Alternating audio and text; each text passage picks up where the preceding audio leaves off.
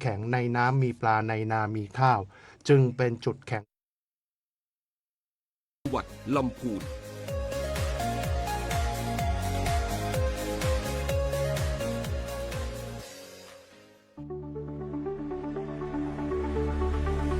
จังหวัดลำพูนเปิดช่องทางการสื่อสารประชาสัมพันธ์แจ้งข่าวสารแจ้งเหตุตลอด 24 ชั่วโมงสายด่วนศูนย์ดำรงธรรมจังหวัดลำพูนโทร1567ระบบทราฟฟี่ฟองดู Line แอดทราฟฟี่ฟองดูและหากประชาชนพบเห็นการมั่วสุมหรือพฤติการที่อาจก่อให้เกิดความไม่สงบสามารถโทรแจ้งได้ที่สายด่วนตำรวจ191หรือที่ทำการปกครองจังหวัดลำพูนโทร053-511-017รวมพลังสร้างการมีส่วนร่วมของประชาชนในการพัฒนาจังหวัดลำพูนโดยให้เจ้าหน้าที่รัฐนำปัญหาไปสู่การแก้ไขลำพูนไม่ลำพังรวมพลังเพื่อลำพูน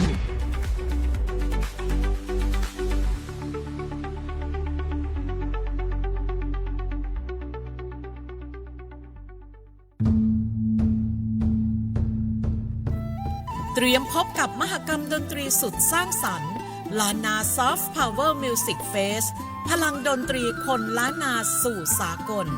พบพลังเสียงจากศิลปินล้านนาชื่อดัง SL Music อ้อมรัตนังวงลูกทุ่งโรงเรียนสันกำแพงและศิลปินมากความสามารถใต้ฝุ่นกนกฉัตรมาสัมผัสมนต์เสน่ห์แห่งเสียงเพลงวัฒนธรรมล้านนาและพลังคนรุ่นใหม่ที่จะส่งต่ออัตลักษณ์ท้องถิ่นสู่เวทีระดับสากลชมฟรีวันอาทิตย์ที่ 31 พฤษภาคม 2569 4 โมงเย็นถึง 1 ทุ่มณลานกิจกรรมหน้าเมเจอร์ซินิเพล็กซ์ชั้น 4 เซ็นทรัลเชียงใหม่แอร์พอร์ตแล้วมาร่วมสร้างค่ำคืนแห่งเสียงดนตรีล้านนาไปด้วยกัน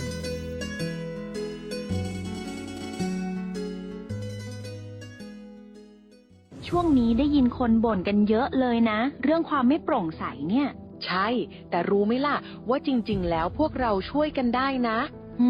ทำยังไงหรอเดี๋ยวนี้มีช่องทางร้องเรียนที่เข้าถึงง่ายแจ้งเบาะแสได้สะดวกมากอย่างสายด่วนปปช1205อ๋อแบบนี้ทุกคนก็มีส่วนทำให้บ้านเราดีขึ้นได้จริงๆแน่นอนการต่อต้านทุจริตจะสำเร็จได้ก็เพราะคนอย่างเราร่วมมือกันสำนักงานประชาสัมพันธ์ที่ 3 กรมประชาสัมพันธ์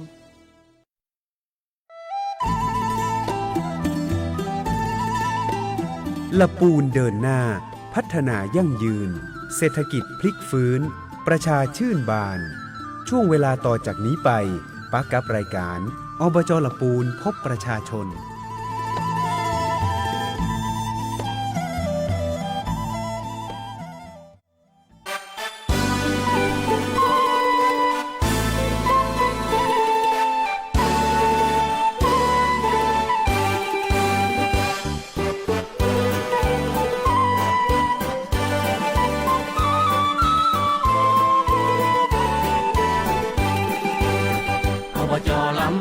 เป็นศูนย์รวมใจใต้ฟ้าสีครามหนึ่งในสยามได้สมญานามชื่อเสียงเกรียงไกร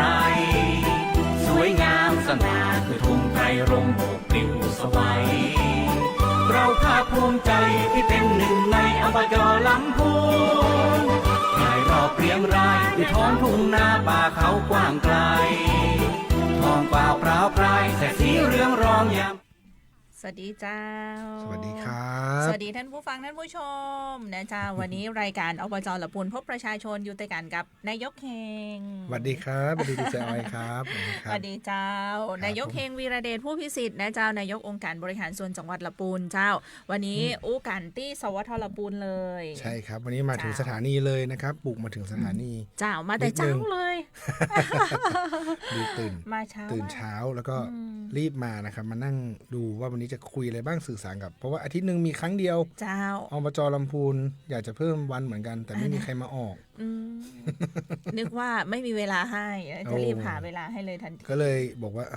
สัปดาห์นึง1 ครั้งนะครับถ้าว่างหรือว่าไม่ติดภารกิจก็จะรีบมาหาดีเจออยเลยนะครับ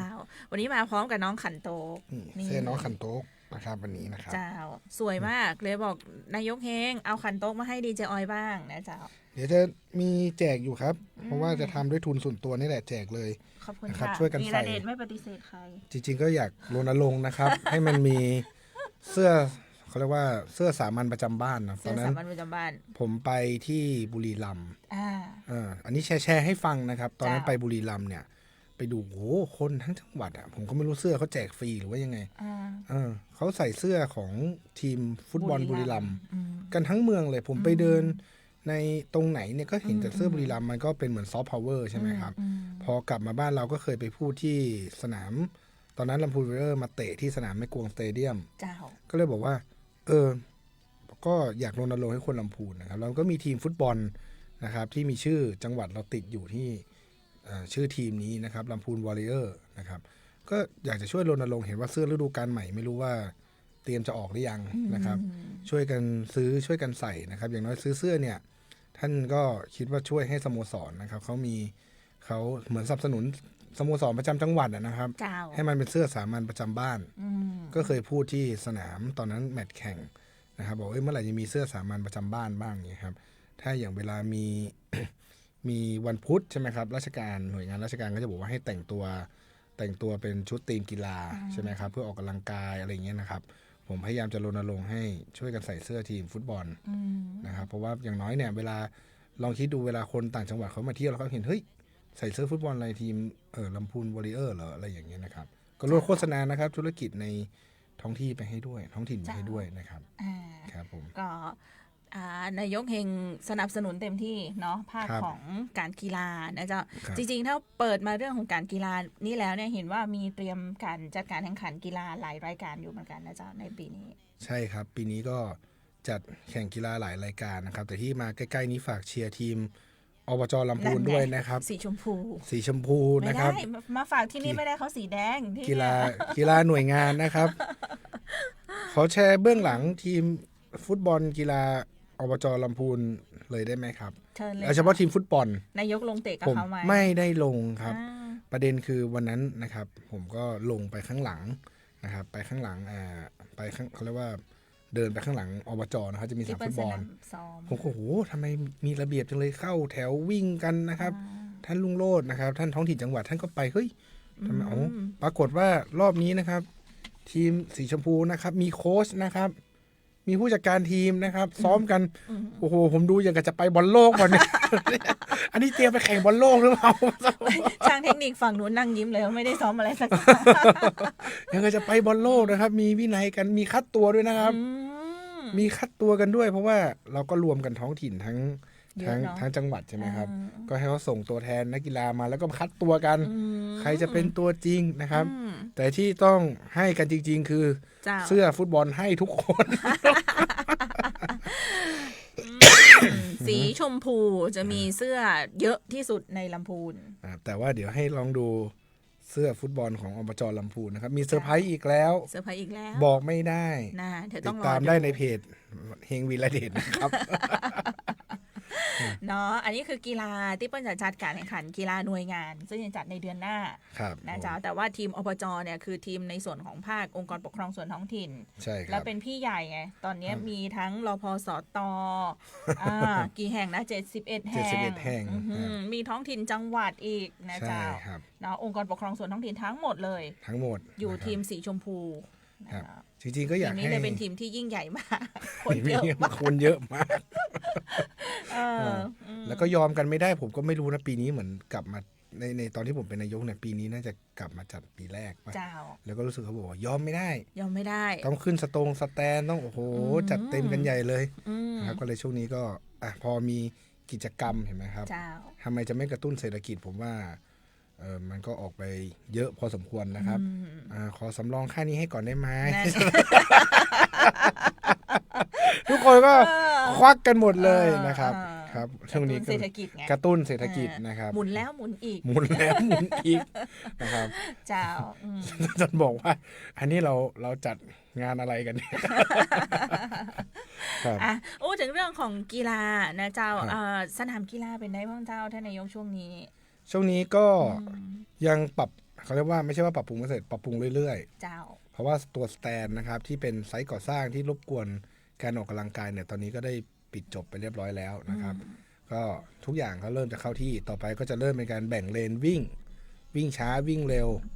นะครับตรงถนนเนี่ยเราจะพยายามทำให้พื้นที่ตรงนั้นเนี่ยเป็นพื้นที่สำหรับคนที่เข้าไปออกกำลังกายจริง เจ้า ๆนะครับแล้วก็ตอนนี้ก็กำลังคิดโปรแกรมใหม่เพราะว่าสนามบาสปรับปรุงแล้วลงแบดมินตันก็กำลังอยู่ระหว่างที่จะผู้รับเหมาจะเข้าทำปรับปรุงนะครับแล้วก็ตอนนี้ก็คือพยายามจะปรับปรุงทุกๆชนิดกีฬากลายเป็นไหนๆพี่ออยคุยเรื่องนี้กำลังคิด ไม่มีในสคริปต์เลยนะพวก ไม่มี วาง กำลั ส ง คริปต์ทิ้งเลยวันเนี้ย ก็เลยกำลังจะทำสนามเทนนิส ที่สนามกีฬา ใช่เพราะว่าสนามเทนนิสเดิมเนี่ยก็เก่าแล้วก็ทรุดโทรมนะครับก็ได้ไปทำกันบ้านหลายๆที่ผมก็มีคาใจอ่ะ เจ้า ขนาดสนามกีฬาเอกชนเขายังกล้าลงทุนกล้าทำเลยแล้วทำไมอบจจะทำไม่ได้ผมก็ไปถามเขานะว่าทำใช้งบประมาณเท่าไหร่เดี๋ยวจะทำสนามเทนนิสในร่มแต่มันเป็นในร่มแบบว่ากำลังหาแบบหลังคาที่แบบสามารถเปิดปิดได้อะแต่รู้สึกว่าจะไม่อาจจะต้องตัดใจไม่เอาแบบนั้นแล้วเพราะว่าคิดว่าทำโครงสร้างถาวรไปเลยเพราะว่ามันมีผลเรื่องไฟเวลาตีกลางคืนด้วยเพราะว่าถ้าเปิดปิดปุ๊บเรื่องไฟก็จะบริหารจัดการยากอีกใช่ครับเพราะว่าทุกอย่างเนี่ยเราต้องเข้าใจว่าแต่ละชนิดกีฬาแล้วก็คงจะต้องวางระบบในการขออนุญาตใช้สนามใหม่วางระเบียบกันใหม่อะไรอย่างเงี้ยที่วางระเบียบใหม่ก็คือเราอยากให้ทุกคนเข้าถึงได้แล้วก็มาใช้ได้อย่างนี้นะครับพยายามค่อยๆปรับปรุงก็จะช่วงนี้ก็จะไปเดินสนามกีฬาก็ไปนั่งฟังคนที่มาใช้นี่แหละก็บางทีบางอย่างเราก็ไม่ถนัดเนาะอย่างเทนนิสเนี่ยพอเราไปถามเขาบอกว่าตรงนี้ตรงจุดนี้ขอให้แก้ให้หน่อยก็เรื่องเล็กน้อยเองแต่เขาบอกว่ามันก็ตอนที่เป็นใหม่ๆนะเฮ้ยมันค้างมา 2-3 ปีก็ไม่เคยมีใครไปสนใจเราบอกพอเราไปฟังเราก็จะสื่อสารได้ง่ายขึ้นนะครับเจ้าแล้วนอกจากสนามเทนนิสแล้วมีแพลนเรื่องสระว่ายน้ำหรือยังเจ้ามีแต่งบยังไม่มี ก็ต้องไปขอกรมพละเนาะเคยขอกรมพละเคยขออะไรไปก็อบจลำพูนน่าจะสนามกีฬาลำพูนไม่มีสระว่ายน้ำแต่ติดอย่างนี้ครับพี่ออยติดเรื่องพอไปดูจริงๆแล้วเนี่ยติดเรื่องความชัดเจนเรื่องโฉนดในสนามกีฬายังไม่ชัดเจนในหลายๆจุดนะครับก็เลยบอกว่าโอเคงั้นไม่เป็นไรก็ตอนนี้แบบมีพร้อมหมดละเอาเข้าไว้ในแผนละนะครับถ้ามีเงินหรือว่ามีความชัดเจนเนี่ยสร้างเมื่อไหร่ก็ได้นะครับแต่ว่าตอนนี้งบยังไม่มีเพราะว่าปีนี้อบจลำพูนเนี่ยเป็นปีแห่งการลงทุนจริงๆเป็นปีแห่งการลงทุนที่ว่าไม่รู้จะแชร์ตรงนี้ได้ไหมนะแต่ว่าเอาแชร์เลยแล้วกันพี่ฮอยที่เราจะกำลังจะแจกอีกไม่กี่เดือนเนี่ยรถแอมบูเลนซ์1669ซื้อเมื่อไหร่มาหมดอายุปีนี้ ซื้อเมื่อไหร่ไม่รู้แต่หมดอายุปีนี้นะครับก็หมดอายุแล้วมันใช้ต่อบ่ได้ใช่ครับเพราะว่าสช.ศูนย์การแพทย์ฉุกเฉินเนี่ยให้บอกว่าถ้าอายุถึง10ปีเนี่ยเขาจะพิจารณาว่าจะให้วิ่งรับผู้ป่วยฉุกเฉินได้หรือเปล่านะเพราะนั้นก็จำเป็นต้องเปลี่ยนนะครับก็ต้องเปลี่ยนให้ทุกๆอปท.นะฮะแล้วก็รู้สึกจะรถแรกผมจำตัวเลขไม่ผิดจะ22คันนะครับแล้วบวกกับอันนี้เมื่อกี้ด้านสาธารณสุขไปใช่ไหมครับยังมีรพสต.อีกนะครับเพราะว่า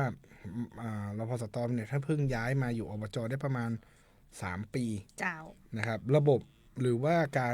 ารวางระบบการทำงานให้รอยต่อเนี่ยก็ยังมีอุปสรรคนิดหน่อยแต่ก็เริ่มไม่เยอะ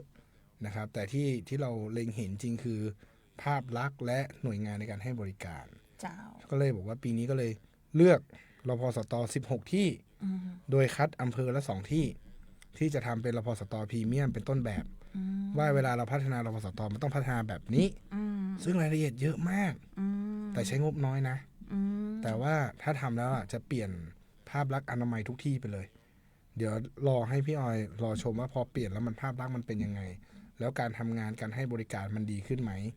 เพราะว่าตรงนี้ต้องอาศัยการเหมือนทำวิจัยพี่เจออยคือต้องไปนั่งฟังต้องแอบไปดูด้วยนะเพราะว่าอันนี้ความรู้สึกผมเนาะเวลาเราไปใช่ไหมเราขอไปดูงานมันจะเหมือนการเซตฉากหน้างานว่าเราพอสตทำงานกันแบบนี้ผมเนี่ยเอารถส่วนตัวไปเลยบางทีก็ให้พนักงานขับรถที่บ้านมารับแล้วผมก็บอกว่าไปตรงนี้ก็แอบนั่งดูไปจอดรถแอบนั่งดูเขาทำอะไรกันเขาเป็นยังไงแล้ววันอยู่กันตรงไหนแล้วมีชาวบ้านเข้ามาไหมอะไรอย่างเงี้ยคื คือเวลาใครเข้ามาแล้วมันจะบริการยังไงอะไรอย่างเงี้ยตรงนี้ก็เลยก็เหมือนต้องทำวิจัยอะให้มันได้ข้อเท็จจริงที่สุดว่าอ๋อถ้าเราออกแบบสถานที่แบบนี้เรามีอุปกรณ์ในการช่วยแบบนี้แล้วเขาจะทำงานสะดวกขึ้นเขาจะสามารถทำงานได้ง่ายขึ้นใช่ไหมเจ้าเนี่ยนะครับจริงๆแล้วต้องเรียนว่านายกเฮงเนี่ยให้ความสำคัญเกี่ยวกับเรื่องของระบบบริการด้านสุขภาพเนาะพอมาปุ๊บเนี่ยสิ่งหนึ่งที่ท่านผู้ฟังแล้วก็จะได้ยินเฮาอู้กันอยู่บ่อยๆคือเรื่องของการจ้างบุคลากรใช่ครับด้านสาธารณสุขเพิ่มเข้าไปในหน่วยของรพสตครับเจ้าเพราะว่าอันนี้ก็เป็นโจทย์ใหม่ของท้องถิ่นนะครับเพราะว่าท้องถิ่นไหนที่มีเงินเยอะๆเนี่ยเขาจ้างได้เจ้าจ้างหมอก็ได้จะทำครับสปิตก็แล้วแต่ว่าแต่ละท้องถิ่นจะมีวิธีการต้องบอกตรงๆว่ามันเป็นวิธีการแก้ปัญหาการบริหารยังไงเพราะว่าอย่าลืมว่าเมื่อก่อนเขาอยู่สาธารณสุขด้วยกันเนี่ยผมจะพูดประจำนะครับว่าหน่วยงานเนี่ยรพสตเนี่ยจุดกำเนิดเริ่มต้นเนี่ยมาจากกระทรวงสาธารณสุขเมื่อก่อนเนี่ยกระทรวงสาธารณสุขเนี่ยเขามีหมอมีพยาบาลมีทุกองค์กรเขาแค่โยกคนเข้ามาอยู่ในหน่วยนี้เพื่อบริการประชาชนแต่พอเขาย้ายมาท้องถิ่นปุ๊บเนี่ยก็เป็นโจทย์ใหม่ละใช่ไหมครับท้องถิ่นจะจ้างหมอได้ไหมจ้างในอัตราเท่าไหร่แล้วหมอคนนี้จะเป็นข้าราชการไหมใช่ไหมแล้วอัตราการจ้างจะเกิน 40% ไหมของรายได้ไหมตรงเนี้ยมันจะเป็นข้อจำกัดหลายๆอย่างที่ผมว่ามันก็ทุกท้องถิ่นนะครับที่ผมรู้สึกก็คือก็แต่ละคนก็จะมีวิธีการแก้ปัญหาที่ต่างกันอยู่ที่ว่าใครจะมองว่าจุดรพสตเนี้ยปลายทางจะไปที่ตรงไหนผมก็ได้มีโอกาสคุยกับท่านนายกอบจหลายๆคนนะครับว่าแล้วเราก็อยากรู้แนวคิดเขาเนาะบางคนก็เราก็ต้องบอกจริงเขาก็มีมุมมองปลายทางที่ต่างกันบางคนเขาก็มองแค่ว่าทำให้มีแบบเขาเรียกว่าไงอ่ะบางคนเขาบอกว่าเฮ้ยทำให้แบบว่าให้คนดูแล้วมันดีมันโอเคมีหมออย่างเงี้ยจริงๆโจทย์อะรพสตเนี่ยหรืออนามัยเก่าเนี่ยนะครับเป็นการแพทย์ปฐมภูมิทำได้เพียงเบื้องต้นนะครับเพราะทุติยภูมิหรืออะไรต่างๆเนี่ยเราต้องโยนไปให้โรงพยาบาลทำนะครับเพราะฉะนั้นผมว่าก็คงจะต้องเป็นโจทย์ที่ต้องไปแก้กันต่อไปนะครับเนาะรพสตจริงๆก็มีเห็นทราบว่ามีโครงการนำร่องเมื่อเจ้าที่ร่วมกับทางมชเมื่อเจ้านายกเฮงใช่ครับเกี่ยวกับระบบการแพทย์ทางไกลใช่จริงๆตรงนี้เป็นของสชครับ สชก็เป็นหน่วยงานในกระทรวงสาธารณสุขเนาะที่เขาจะดูเขาก็ให้เทเลเขาเรียกว่าเทเลเมดเนาะคือหมอทางไกลนะครับล่าสุดเมื่อไม่กี่วันก่อนผมก็มีโอกาสไปดูหน้างานจริงว่าเวลาใช้แล้วนะครับที่อำเภอบันทิ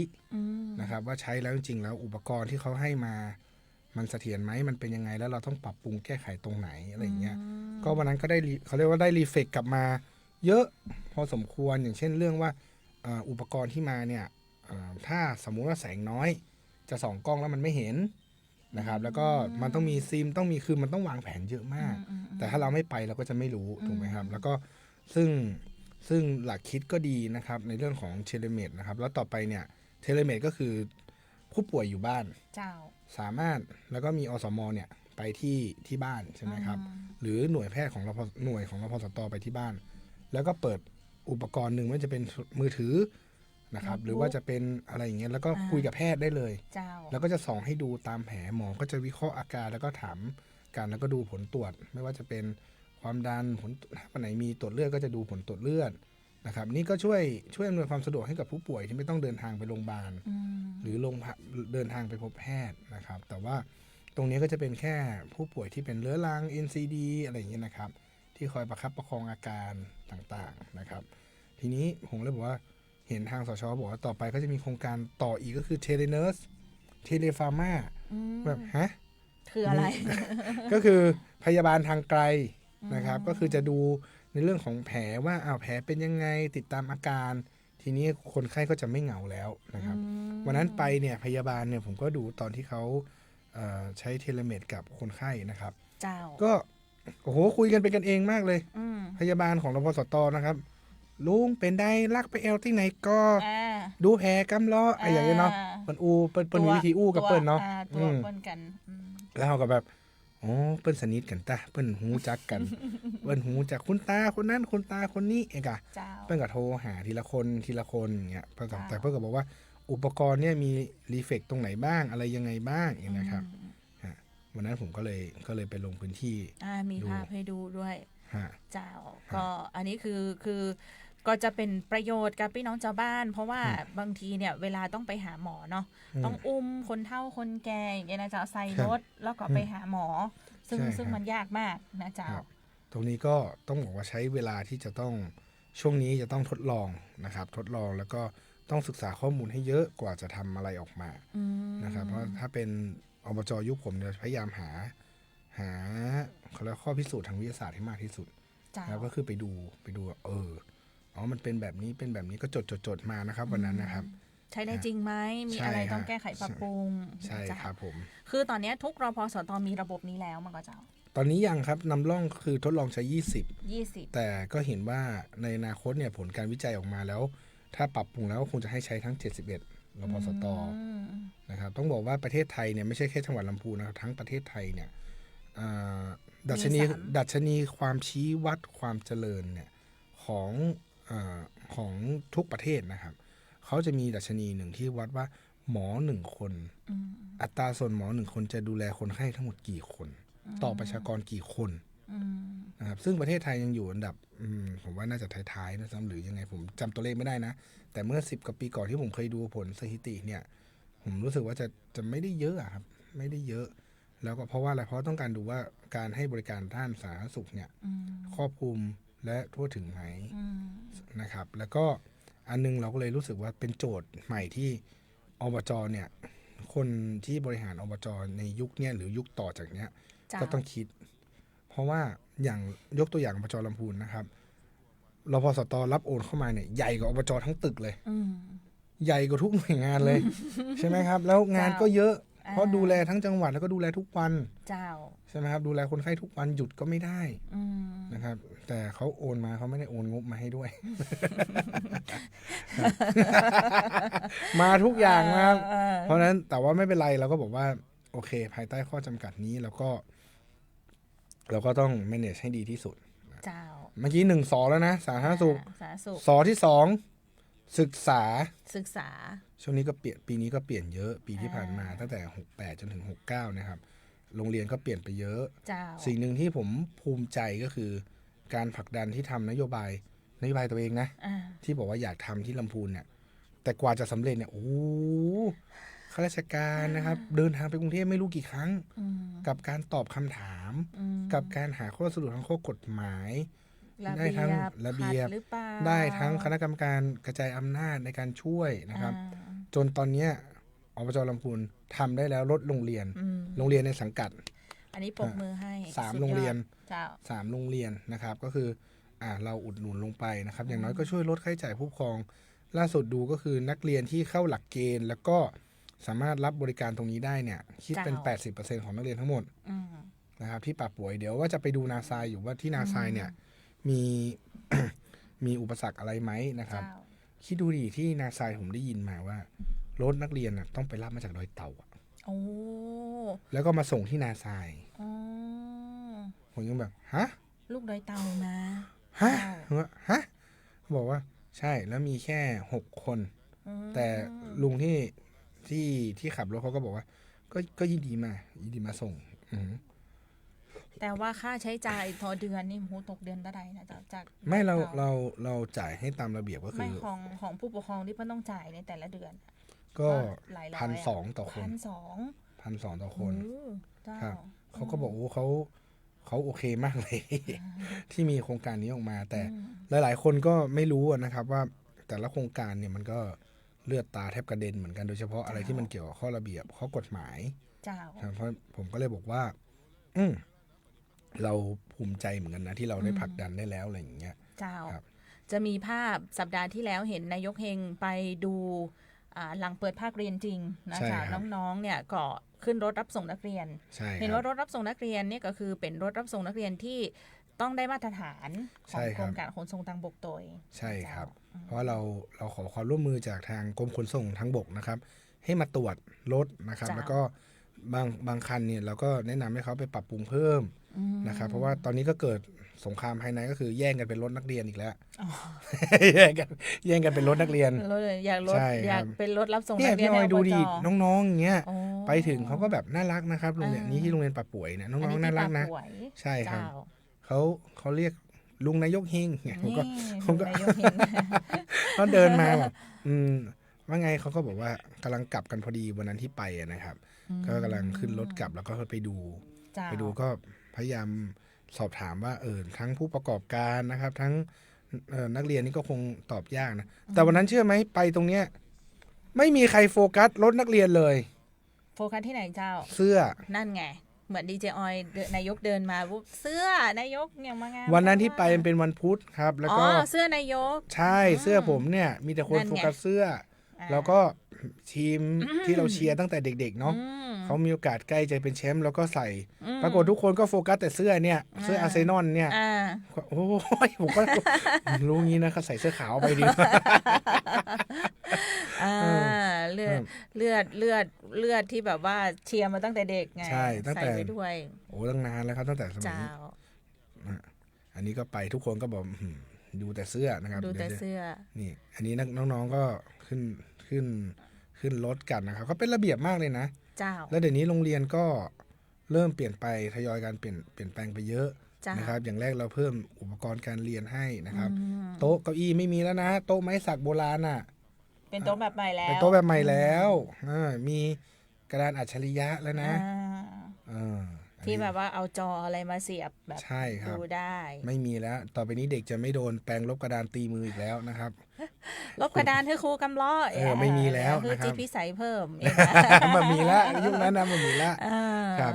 แก๊นฝุ่นช็อกแล้วนะมันมีละเนาะเจ้าอันนี้รถรับส่งนักเรียนเนี่ยนำร่อง3โรงเรียนในสังกัดของอบจละปูน ก็คงทำได้เท่านั้น3โรงเรียน เพราะว่าที่ป่าแปะเนี่ยสภาพเป็นอยู่บนภูเขานะครับอยู่บนดอยเนาะแล้วก็แถมปอก็คือน้องๆก็คือหมู่บ้านก็อยู่ใกล้ๆโรงเรียนก็จะเตลกันมานะครับ อันนี้ทั้งหมดก็ดำเนินการเรียบร้อยแล้วเริ่มตั้งแต่เทอมนี้เป็นต้นไป แม่นครับ โครงการนี้แบบว่ามีกำหนดก็จะ1 ปี2 ปีหรือว่าต้องดูในระยะ ก็จะดูเป็น ไหน เป็นพยายามใส่นโยบายให้มันเป็นตลอดนะครับ เจ้า ก็คือเราต้องฝังไว้ว่าโรงเรียนของเราอันเนี้ยมันจะเป็นเวลแฟร์หนึ่งก็คือเป็นสวัสดิการอันนึง เจ้า สำหรับการให้เราจะพัฒนาการศึกษาเนี่ยเราพยายามจะผลักดันนโยบายว่าการศึกษามันควรเป็นสวัสดิการนะใช่ไหมครับไม่ใช่เป็นสิ่งที่ทุกคนต้องปากกัดตีนถีบ เจ้า ทุกคนควรได้รับสิทธิขั้นพื้นฐานที่เท่าเทียมกัน เจ้า นะฮะ เนาะ เมื่อก่อนเนี่ยตอนผมมาแรกๆเนี่ยพอคุยถึงโรงเรียนอบจก็ผมก็ไปดูนะดีเจออยครับ คืองี้เราจะบอกได้เลยว่านายกคนไหนเนี่ยเราไม่ว่ากันเขาจะมีวิธีคิดและวิธีการพัฒนาที่เป็นแบบรูปแบบและเป็นสไตล์ของเขาเนาะแต่พอเป็นของเราเนี่ยเรากลับไปดูโรงเรียนแล้วก็บอกว่ามันพัฒนาได้มากกว่านี้อีกแล้วมันพัฒนาได้ดีกว่านี้อีกมีคนถามผมว่าปี69เนี่ยงบกองการศึกษาเพิ่มขึ้น 100%เทียบจากปีก่อนๆมานะคือเพิ่มขึ้นมาเนี่ย 100% เขาถามผมว่ามีน่าจะสำนักข่าวมติชนเคยถามว่าทำไมถึงต้องไปลงกับการศึกษาแล้วเรื่องโครงสร้างพื้นฐานแล้วผมว่าถ้าเทียบกับโครงสร้างพื้นฐานน้อยมากถ้าเทียบกับที่เราไปลงกับโรงเรียนทั้ง3โรงเรียนเขาบอกว่าผมบอกว่าเป็นการลงทุนระยะยาวของผมนะครับถ้าเด็กประถมเนี่ยจบจากเราไปเนี่ยอย่างน้อยถ้าเขามีพื้นฐานที่ดีเขาได้รับการศึกษามีพื้นฐานที่ดีมันจะเป็นต้นทุนเขาตลอดชีวิตเลยนะใช่ไหมอย่างโรงเรียนของนาซายพอจบม.ปลายที่เราไปนะครับคือที่เขามาอยู่ที่เราเนี่ยเมื่อก่อนความคิดบอกว่ามาโรงเรียนอบจเพราะไม่มีโรงเรียนที่ไหนเรียนมีนะครับมีภาพลักษณ์มันเป็นแบบนั้นนะครับแต่ตอนนี้กลายเป็นว่าแย่งกันเข้าอบจเห็นแสดงว่าเราเริ่มเปลี่ยนความคิดได้แล้วว่าเฮ้ยโรงเรียนอบจที่เราพัฒนามาเนี่ยเขาผู้ปกครองเขาเห็นว่าดีจริงนะเขากล้าพาลูกมาเรียนมีคอมเมนต์บอกเสียงเบามากเดี๋ยวขอปรับ โอเคเดี๋ยวปรับไมค์มาให้นะครับเดี๋ยวเราจะพูดดังขึ้นด้วยนะจ๊ะเอาคุณน้อยช่วงนี้เดี๋ยวยังไม่จบเรื่องการศึกษาอย่าเพิ่งไปไหน นอกจากเรื่องเกี่ยวกับรถรับส่งนักเรียนแล้วทุนการศึกษาปีนี้ก็เห็นว่า เติมเข้าไปเยอะเลยเหมือนกันว่าเจ้า เติมครับ เมื่อก่อนผมไปดูในข้อบัญญัติทุนการศึกษาเขาตั้งไว้ปีละ1 ล้าน เจ้า ปีนี้ผมตั้งไว้เราพยายามจะดันไปให้ถึง5 ล้านให้ได้ เจ้า ต่อปี เพราะว่า1คือเราไม่ใช่อยากให้แค่เด็กในสังกัด เราก็อยากให้เด็กที่อยู่ในจังหวัดลำพูนด้วยนะครับ เมื่อสัปดาห์ก่อนๆท่านผอ.พิเดชเนาะ เจ้า ผอ.กองยุทธท่านก็ได้อธิบายแล้วว่าเนี่ยนอกจากให้ทุนการศึกษาแล้วเรายังสนับสนุนเรื่องคนที่สอบติดหลักสูตรทางการแพทย์นะครับเราพยายามจะรวบรวมในสิ่งที่อบจ.ให้ได้ตามระเบียบเนี่ยเราก็บอกว่าเราให้ได้เท่านี้เราสนับสนุนได้เท่านี้ปีละ30,000 กว่าบาทใช่ไหมแล้วก็พยายามให้เรียนให้จบจริงๆอยากจะเพิ่มเงื่อนไขการให้ทุนด้วยซ้ำแต่ผมก็ยังตอนนี้ก็ยังเถียงกันอยู่คณะกรรมการกระจายอำนาจอยู่นะว่าแล้วมันจะสามารถเหมือนองค์กรอื่นได้ไหมอย่างเช่นว่าส่งเรียนจนจบแพทย์สมมุติว่า5-6 ปีแพทย์จริงๆไม่ได้เรียนแค่6 ปีนะเพราะสุดท้ายต้องเรียน8 ปีคืออะไรเฉพาะทางอีก2 ปีใช่ไหมครับถ้าสมมุติเราส่งเสริมน้องคนหนึ่งเนี่ยเรียนจนจบแพทย์เลย8 ปีข้างหน้าเป็นแพทย์มาแล้วเราอยากให้เขากลับมาช่วยบ้านเกิดเราอยากให้กลับมาช่วยไม่ต้องอบจ.ก็ได้ให้ไปทำงานสาธารณสุขไปทำงานเป็นหมอที่ไหนก็ได้ในจังหวัดลำพูนเนี่ยไม่รู้จะทำได้ไหมแต่อยากให้อยากทำได้มากเลยเพราะจะเป็นอะไรที่เรารู้สึกว่าเป็นการลงทุนที่มันไม่มีที่สิ้นสุดคือวันหนึ่งเนี่ยลองคิดในมุมกลับเด็กคนหนึ่งเนี่ยที่อยู่สมมุติว่าผมอยู่อำเภอไหนก็ได้ถามว่าพ่อแม่มีที่สัก30ผมให้100 ไร่เลยให้100 ไร่เลยทำสวนลำไยเจ้าหนึ่งไร่เนี่ยลำไยให้ผลผลิตประมาณ 10,000 บาทต่อปีใช่ไหมแต่ถ้าถามว่า100 ไร่เฉลี่ยแล้วเนี่ยก็คือได้1 ล้านต่อปีเดือนละ100,000อันนี้คือเด็กที่มีแล้วถามว่าในชีวิตจริงเกษตรกรที่ไหนจะมีที่100 ไร่ถูกไหมเราขยับสเกลชีวิตจริงมาสมมุติพ่อแม่มีที่30 ไร่ก็ได้นี่ถือว่าเยอะมากแล้วนะ30 ไร่เนี่ยก็บางคนพูดกันตรงๆบางคนก็ไปบุกที่ป่าไปปลูกมีแต่ต้นไม้เป็นของตัวเองที่ดินไม่ใช่ไหมเพราะว่าที่ดินในลำพูนก็มีปัญหาเยอะหมายถึงว่าเรื่องที่ดินการทำกินนะครับก็มีปัญหานะครับบางคนอยู่ตั้งแต่รุ่นปู่ยังไม่ได้โฉนดเลยใช่ไหมผมก็พยายามผลักดันทางสสต้อมมาให้ดูแต่ว่าเอาเรื่องนี้ก่อนสสต้อมดูอยู่เนี่ย30 ไร่30 ไร่เจ้าปรากฏว่า30 ไร่เนี่ยไร่ละ10,000ปีหนึ่ง300,000ตกเฉลี่ยเดือนละ24,000ถ้าเป็นหมอคนหนึ่งเงินเดือนเท่าไหร่60,000ใช่ไหมซาที่60,000มีแน่นอนเท่ากับผมเพิ่มรายได้ให้ครอบครัวเนี้ย2 เท่าถูกไหมต่อปีนะใช่ไหมครับเพราะนั้นเราบอกว่าอันนี้แหละมันจะเพิ่ม GDP ของลำพูนโดยที่ไม่รู้ตัวแล้วคุณภาพชีวิตไม่ใช่เขาดีคุณภาพชีวิตพ่อแม่เขาดีเขามีเงินกลับมาอยู่บ้านเขาก็ใช้จ่ายบริเวณแถวบ้านถูกไหมอันนี้คือมันเปลี่ยนชีวิตคนคนหนึ่งไปเลยนะเรามีหมอเพิ่ม1 คนเราอาจจะมีคนรวยเพิ่มขึ้นเมื่อไหร่ก็ไม่รู้อะแต่ว่าเราเอาคนเปลี่ยนสถานะทางสังคมไปได้เนี่ยผมว่าสุดยอดแล้วจากการศึกษาเท่านั้นแหละเจ้ายังมีคอมเมนต์เสียงเบามากอยู่เลยอ่ะตรงไหนของใครอ่ะของผมหรือของดีเจออยครับเจ้าต้องไม่เป็นไรนะครับน่าจะพอดังได้อยู่นะลองเพิ่มเสียงอีกนิดนึงช่วงนี้ฝนตกแล้วนะครับดีเจออยฝากเตือนประชาชนนิดนึงเจ้าระวังสุขภาพกันด้วยนะครับเจ้าก็เจ็บไข้ได้ป่วยเป็นเมื่อยเป็นไข้อย่างก็เจิญตี้เราพอสตวัดไข้รับพาราได้นะ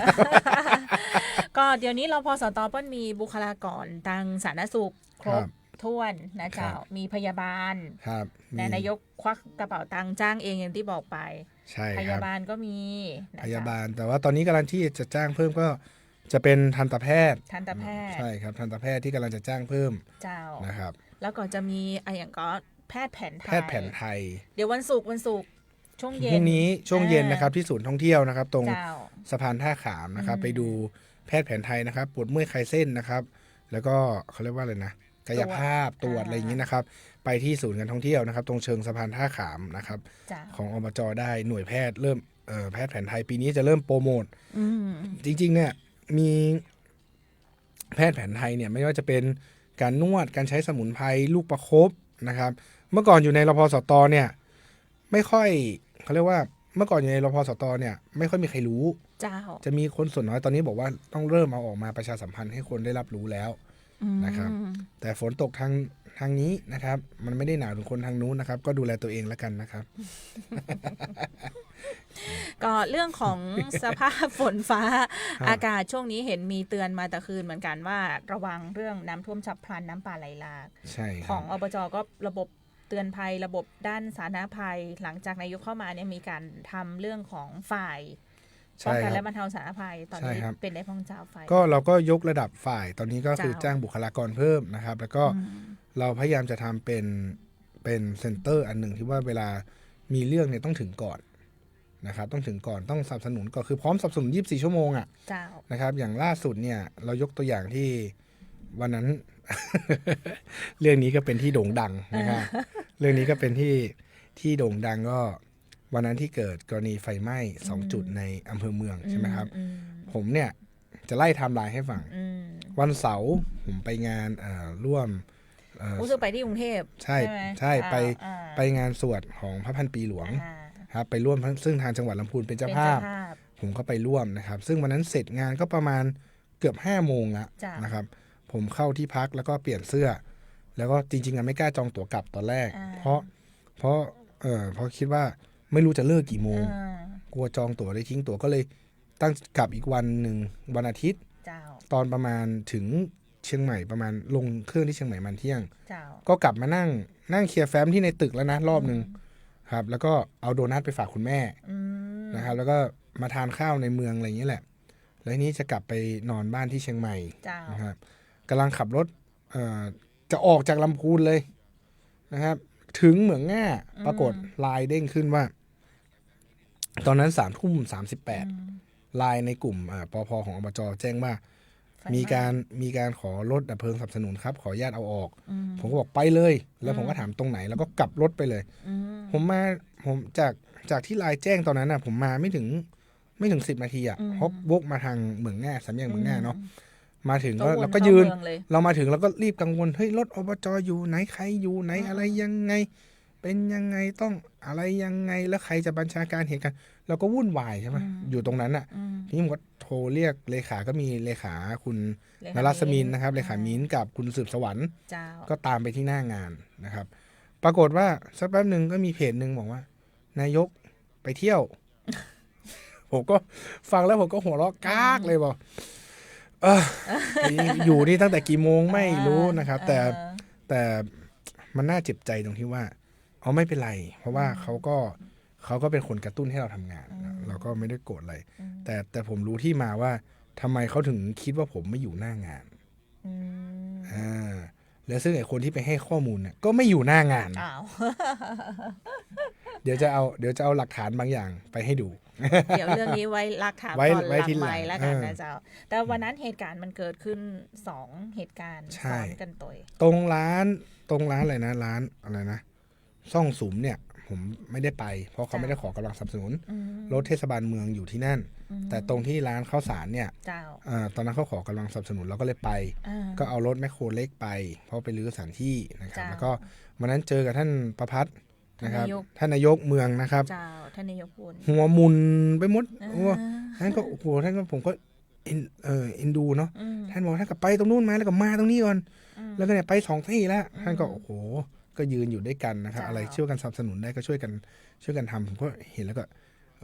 ท่านก็ทุ่มเทนะไม่ยอมกลับเลยนะท่านนายกเมืองเป็น2เหตุการณ์ผมกลับเกือบตี 1ผมอยู่ท่านั่นเกือบตี 1ท่านนายกเมืองก็นี่กลับใกล้ๆกับผมแล้วเช้ามาท่านก็ไปอีกผมบอกผมก็โทรไปถามท่านว่ามีอะไรให้ช่วยไหมก็บอกทีมงานท่านบอกว่าไม่ต้องละไม่เป็นไรเดี๋ยวตรงนี้มันเพลิงมันสงบแล้วครับอะไรเงี้ยเราก็เลยแต่โหอันนี้ก็เป็นสิ่งที่เนี่ยครับวันนั้นก็มีรีเฟกหลายอย่างนะครับก็เลยผมก็เลยรู้สึกว่าพอมันเกิดเหตุจริงๆแล้วมันไม่ทันเหตุทันใจนี่มันเกิดจากอะไรน่าหงุดหงิด1เราไม่มีศูนย์เราไม่มีใครเซตระบบศูนย์ในเรื่องของการป้องกันบรรเทาสาธารณภัยนะครับผมเคยถามเจ้าหน้าที่หลายๆคนเขาบอกว่าเมื่อก่อนเนี่ย เขาหลายๆ ปีเนี่ยเขาพยายามผลักดัน จนผมอะขึ้นมาแล้วถึงตั้งเพราะเรื่องไอ้ไฟป่านี่แหละเลยตั้งกองไอ้บรรเทาสาธารณภัยนี้ขึ้นมาเนี่ยนะครับจริงๆเรื่องพวกนี้เราถึงยกระดับขึ้นมานะครับให้เป็นกองเป็นฝ่ายนะฮะจริงๆนี่โทษทีนะครับพอดีผมเห็นคอมเมนต์ของมีคอมเมนต์โอ้ยสสต้มเมื่อคืนสสต้อมก็ดู สสต้อมดูอยู่เมื่อคืนนอนไม่หลับแน่นอนสสต้อมทำไมอ่ะมีประเด็นหรอสสต้อมส่งมาให้ดูบอกว่ามีชาวบ้านที่ก็ที่นี้ส่งมาให้ดูว่าจริงๆผมก็พยายามจะเราเห็นเนี่ยเราก็มองว่าเป็นเรื่องธรรมดานะครับก็ต้องบอกว่าอย่างนี้ครับทางทีมงานครับขอรูปที่ไปที่ก้อได้ไหมครับที่ตอนที่ผมไปดูวัดที่ก้อนะครับวัดบ้านเก่าวัดบ้านเก่านะครับแล้วก็เป็นรูปที่ตอนที่ท่านรองไพรัตน์ท่านไปดูคัดสรรการจัดการ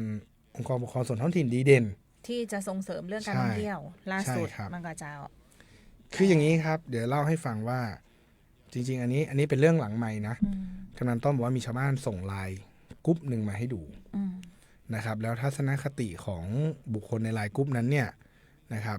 เขาก็ เขาก็เหมือนทำนองว่า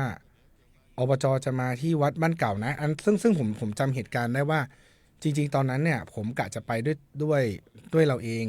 ผมก็บอกกับในอบจ.ว่าเราไปตรวจรพสต.เสร็จแล้วเราลวดไปดูว่าเราไปทำอะไรได้บ้างนะครับแล้วก็มีการนัดกับเจ้าหน้าที่อุทยานหรือทีมงานอบจ.เขาก็ไปกันใช่ไหมฮะปรากฏว่าทางท่านสมาชิกสภานะครับท่านนรินทร์คำสารนะครับท่านนรินทร์คำสารท่านก็บอกว่าเนี่ยท่านรู้จักกับคนในพื้นที่ก็คือท่านนายกที่ก้อนะครับนี่ผมก็จะพูดตรงไปตรงมานะครับเดี๋ยวท่านติดต่อให้ปรากฏก็ไปนะครับแต่ทีนี้พอเราไปเนี่ยเราก็เพิ่งเห็นสิ่งที่เขาคุยกันหลังบ้านอีกด้านหนึ่งนะครับว่าเขาก็เหมือนว่าเราไปเนี่ยไปเพื่อไปทำคอนเทนต์ไม่ได้มาช่วยอะไรก้อหรอกนะครับแล้วก็สมาชิกสภาก็เหมือนคุยกันทำนองว่ามาถ้าก้อไม่ดังมันจะมาไหมอะไรอย่างเงี้ยเราบอกว่าตอนที่ก้อยังไม่ดังผมก็ไปนะครับผมก็เลยไปดูประวัติชีวิตตัวเองนะผมไปก้อเนี่ยตั้งแต่ปี2537เพราะผม2537อายุ7 ขวบพ่อพาไปดูอะไรต่างๆผมตามคุณพ่อผมไปมีรูปตอนผมตัวเล็กๆอยู่เลยนั่งเรือจิ๋วๆอยู่เลยนะครับเราก็ไปตลอดแล้วผมเป็นเมื่อก่อนกิจกรรมนี้ผมชื่นชอบคือการตกปลาเพราะตกปลาเนี่ยผมก็ไปที่ก้อเนี่ยไปประจำนะครับทีนี้ที่เราไปเนี่ยวัตถุประสงค์จริงๆอ่ะผมอ่ะกับตอนนั้นสสต้อมผมไม่มั่นใจว่าไปตอนนั้นเป็นสสหรือยังนะแต่ผมชวนท่านสสไปด้วยนะครับท่านสสบอกว่าท่านติดภารกิจท่านไม่ได้ไปตอนนั้นนะครับผมก็เลยไปนะครับที่ผมไปดูตอนนั้นเนี่ยเราไปดูเพื่ออะไรครับเราอยากส่งเสริมการท่องเที่ยวสิ่งที่อำเภอที่ผมอยากให้คนไปมีนักท่องเที่ยวเพิ่มมากขึ้นที่สุดคืออำเภอลี้นะครับเพราะว่าเรามีของดีแต่เราอยู่ห่างไกลเนี่ยถูกละทิ้งมานานนะครับแต่กลายเป็นก็น่าจะกระทบจิตใจนะครับเพราะว่าในไลน์กลุ่มนั้นก็มีระดับผู้บริหารนะครับเขาก็พิมพ์เหมือนว่าไปต้อนรับเถอะเนี่ยแล้วก็พิมพ์ลักษณะว่า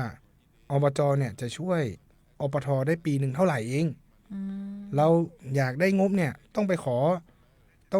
สสต้องไปขอรัฐมนตรีอันนี้นะครับเดี๋ยวผมส่งให้ดีเจออยหลังใหม่สสต้อมก็น่าจะนอนไม่หลับเมื่อคืนโทรมาคุยกับผมเพราะว่าสสต้อมเนี่ยแกช่วงนี้แกจะลงพื้นที่เวลาวันหยุดเนี่ยสิ่งที่จะส่งกันบ้างกันทุกวันคือไปพื้นที่ไหนอันไหนอบจ.แก้ได้แกจะส่งมาท่านสสจะส่งมาทั้ง2เขตอ่ะสสวิสิทธิ์ก็จะส่งมาผมบอกผมยังเคยพิมพ์ทำไมมันลงที่อบจ.คนเดียวสสต้อมสสเต๋อใช่ครับท่านก็จะส่งมานะครับแล้วเขาก็บอกว่าเนี่ยเขาบอกว่าเป็นสสแล้วไงอ่ะเป็นสสแล้วถ้าไม่ได้เป็นรัฐบาลเป็นฝ่ายค้านนะครับเราต้องไป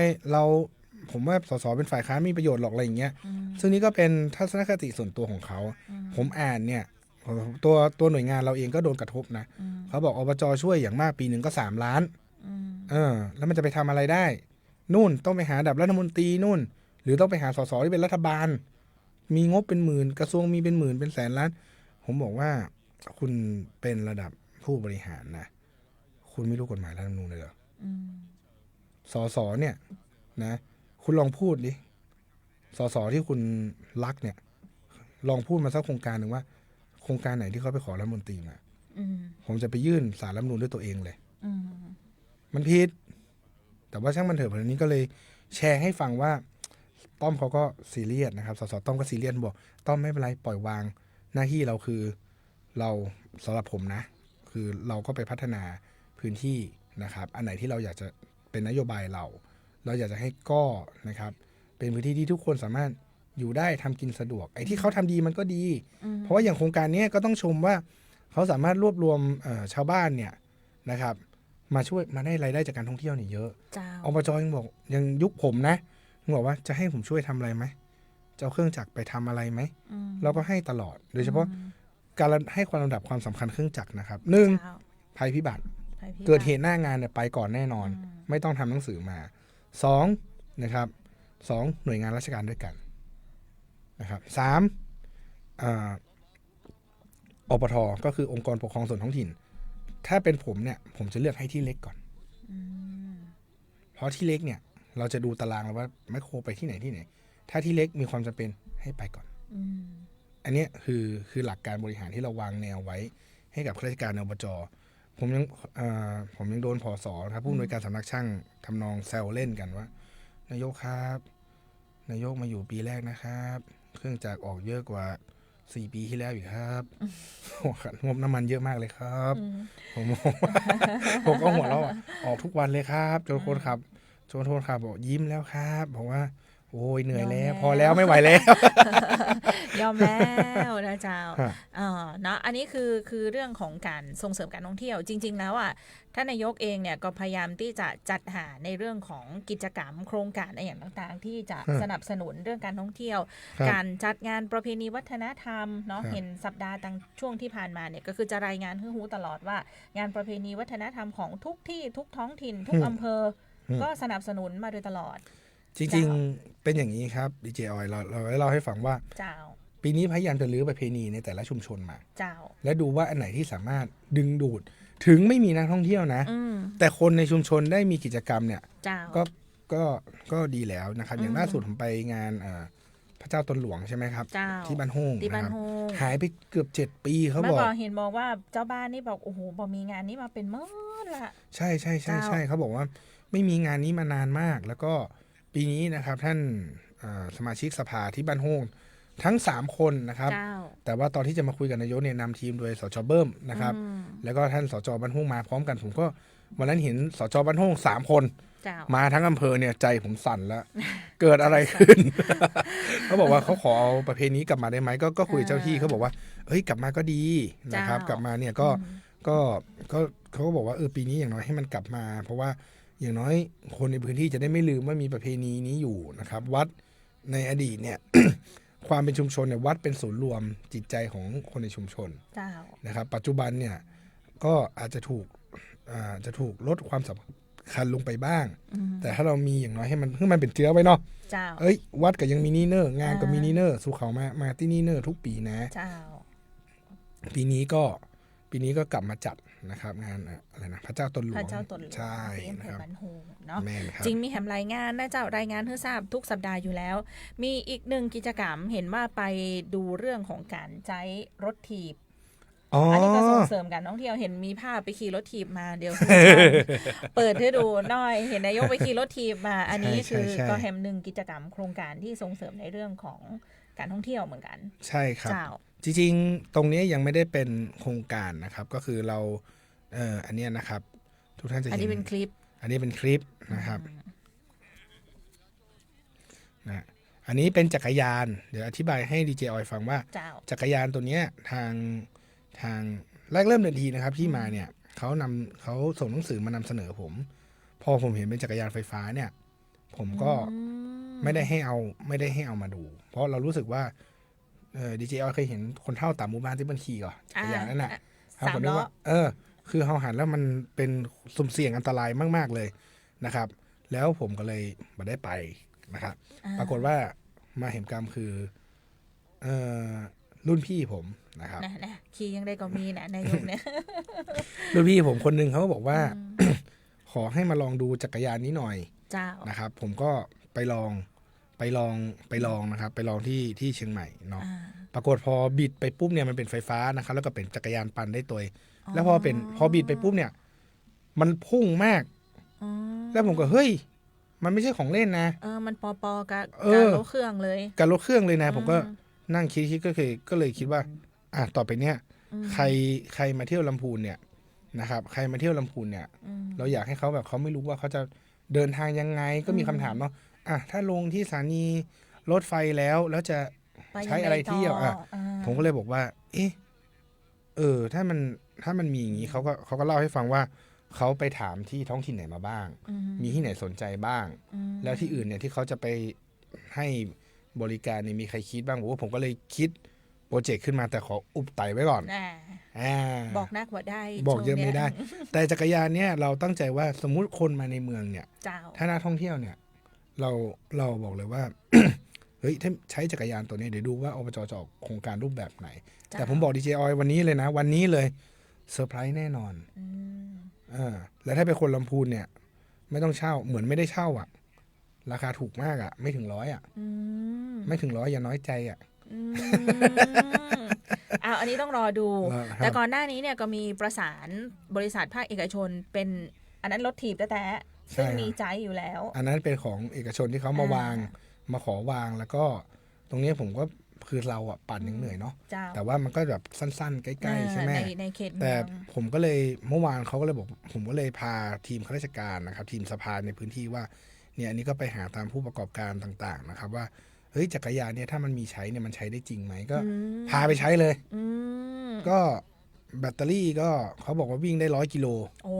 เยอะนะใช่ครับวิ่งได้ประมาณ100 กิโลเขาบอกนะครับซึ่งผมก็ลองปั่นแล้วก็นี่เป็นภาพนี้เป็นท่านสจ.ตีเนาะสจ.เขตในเมืองโหเท่มากเท่ไหมสจ.ตีว่าตอนแกไปเนเธอร์แลนด์เนี่ยแกเคยเห็นจักรยานอย่างเงี้ยแต่แกบอกว่า 2,000 ยูโร2,000 ยูโรก็น่าจะประมาณ 80,000 กว่าบาทแต่อันเนี้ยครึ่งราคาประมาณคันใหญ่นะฮะราคาไม่ถึงครึ่งผมบอกราคามันก็ถูกนะครับแล้วก็เดี๋ยวจะมีร่วมกับผู้ประกอบการในจังหวัดผู้ประกอบการโรงแรมอะไรอย่างนี้ด้วยนะครับซึ่งก็บอกว่าลำพูนน่าจะได้ทำเป็นที่แรกอุบไว้ก่อนจ้าอันนี้แฮม1โครงการที่คาดการว่าจะเริ่มต้นทำเร็วๆนี้ดูเวลาแล้วจะเสี่ยงแล้วท่านนายกถามเรื่องรถ EV หน่อยรถ EV เนี่ยเอาตรงๆก็คือภายในเดือนมิถุนายนนี้น่าจะจบทุกอย่างเพราะว่าเล่าให้ดีเจออยฟังนี้จ้าครั้งแรกเนี่ยเราพยายามเราทำ TOR เนี่ยให้เป็นกลางเจ้าไม่ว่าจะเป็นอะไรเนี่ยปรากฏว่าไม่มีเจ้าไหนเข้าร่วมประมูลการไม่มีเจ้าไหนเข้าร่วมประมูลเนี่ยมันเป็นเพราะว่าภาคเอกชนอ่ะเขามองว่าถ้าเขาก็ไม่คุ้มถูกไหมแต่ทีนี้เราก็บอกเรามีงบประมาณเท่านี้แต่สิ่งที่เขาจะเข้าได้คือมันก็ต้องสุดท้ายมันก็ต้องปรับ TOR และประมูลครั้งที่ 2ก็มีเข้าเจ้าเดียวจนต้องตอนนี้ใช้วิธีคัดเลือกแล้วนะครับซึ่งช่วงนี้โดนโจมตีบ่อยเลยไม่ค่อยอยากพูดเรื่องนี้เพราะว่าอะไรรู้ป่ะโดนแอคแท็กเรื่องนี้เราก็เข้าใจว่ามันช้าเนาะแต่เราช้าในเจตนาที่เราไม่ใช่ว่าเราจะไม่ทำหรือเราทำให้มันมีปัญหาแต่มันมีเราพยายามทำแล้วแต่มันมีปัญหาระหว่างทางนะครับแต่ช่วงนี้เห็นก็แล้วบางอย่างเราก็ไม่อยากสื่อสารด้วยเพราะผมพูดตรงว่าเดี๋ยวผมรอกระบวนการมันเสร็จสิ้นทุกอย่างเนี่ยเดี๋ยวดูรถที่ใช้ในลำพูนเนี่ยผมว่าถ้าผมสื่อสารแบบฉบับเต็มนะที่เรารู้นะมันจะมีอปท.หนึ่งที่โปรโมตตัวเองว่าเอารถมีรถเหมือนกันเนี่ยจะเดือดร้อนเพราะนั้นผมขอสื่อสารแค่ว่ามีแน่นอนนะครับอย่างน้อยมิถุนาคงมีความชัดเจนว่าจะเริ่มวิ่งเมื่อไหร่ได้รถเมื่อไหร่ตอนนี้คืออยู่ในกระบวนการนักบ่ได้เตื้อใช่อยู่ในกระบวนการนะครับมันเรื่องบางเรื่องนั้นมีเส้นบางๆอยู่นะมันนิดเดียวนะครับช่วงนี้ก็ระเบียบข้อกฎหมายอะไรเยอะแยะต้องผมก็ไปดูนะดูแล้วผมก็เห็นจุดหลายๆอย่างที่เขาคิดว่าเขาน่าจะคิดว่าเราไม่รู้นะครับแต่เห็นเขาก็โปรโมทแต่ว่าเป็นการโปรโมทลักษณะเหมือนถ้าโปรโมทธรรมดาโปรโมทไปเถอะแต่โปรโมทมาแอคแท็กเราเหมือนถักถางอ่ะแล้วคุณเป็นระดับโอ้โหบุคลากรทางการแพทย์ด้วยอันนี้ก็ถือว่า มี รอ มีแน่นอน กแป๊บหนึ่งมิถุนา อ่า นะเจ้า แต่เดี๋ยว เดี๋ยว เรา เดือนมิถุนายนนี่น่าจะชัดเจนว่าวิ่งตรงไหนกี่คันได้ยังไงอะไรบ้างเดี๋ยวเสร็จกระบวนการแล้วมาเล่าให้ฟังอีกทีนะ ใช่แล้วตรงนี้ก็ต้องเป็นโครงการที่จะลองดูว่าพอมีจริงๆ แล้วคนจะใช้เยอะไหม เจ้า นะครับเพราะเส้นทางที่เราแกะคำนวณมาเนี่ยนะครับเราพยายามจะให้ครอบคลุมทั้งจังหวัด เจ้า นะครับ แล้วเดี๋ยวมาว่ากันแหมกรรมเวลาเสี่ยงแล้วเจ้าท่านนายก โอ้วันนี้ต้องขอบคุณดีเจออยนะครับ ขอบ ถ้า คุ มี ณ โอกาส นายก ก็จะมาเจอ เดี๋ยวกลับมาบ่อยๆนะ ได้ครับ พร้อมเสื้อขันโต๊กด้วยนะ เดี๋ยวเราน่าจะเอามาให้ ให้ทำให้ เจ้า ครับ เนาะขอบคุณนายกเฮ ขอบ ง คุณ นะ ทุก เจ้า คน นี่นายกเฮ ค ง รับ ดีเจออยแล้วก็ทีมงานลาไปแล้วขอบคุณทุกท่านนะเจ้า สวัสดีเจ้า ครับ